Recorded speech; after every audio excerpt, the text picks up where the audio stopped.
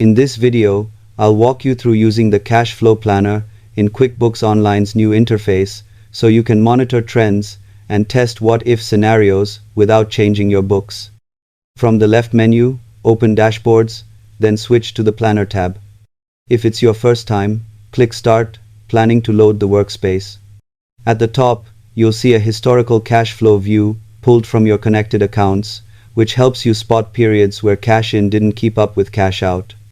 Toggle between cash balance and money in, money out to understand whether changes come from income timing, expenses, or both.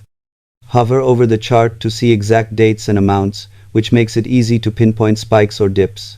Scroll down for the table version of the same data, great if you prefer line-by-line numbers to visuals.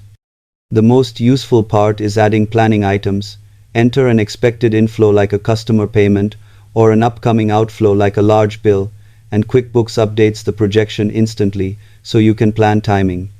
These entries are for planning only and don't post to your accounts, so label them clearly and experiment freely. Subscribe for more QuickBooks walkthroughs that keep your finances clear and calm.